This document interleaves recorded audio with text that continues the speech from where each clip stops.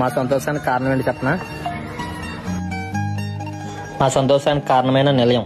వీరందరూ కూడా మా కుటుంబ సభ్యులు లాంటి వాళ్ళు. ఇక్కడ మేము చేసే ప్రతి సేవ కూడా ఆ భగవంతుడికే చెందుతుంది.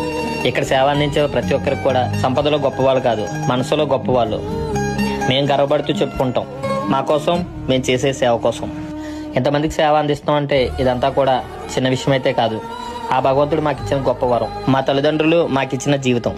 మాకు మేము మంచి చేయాలనే ఆలోచన. మాతో పాటు మీరందరూ కలిసి ఉంటారనే నమ్మకం. మేమంతా ఒక కుటుంబంలా 150 కుటుంబాలకు అండగా నిలిచాం. ప్రతి నెల చేసే ఈ సేవా కార్యక్రమం మా గొప్ప కోసమో మా సంతోషం కోసం మాత్రమైతే కాదు. మాకెవరూ అండగా లేరు, మాకే దిక్కు లేదు అనే 150 కుటుంబాలకు మేమున్నాం అనే ధైర్యం ఇవ్వడానికి ముందుకు అడిగేసిన ఒక సైన్యం. ఈ సైన్యానికి మాతో పాటు చాలా మంది ఇప్పటి వరకు కూడా సపోర్ట్ చేస్తూనే ఉన్నారు. అలాగే సపోర్ట్ చేస్తూ ఉండాలని మనస్ఫూర్తిగా కోరుకుంటున్నాం.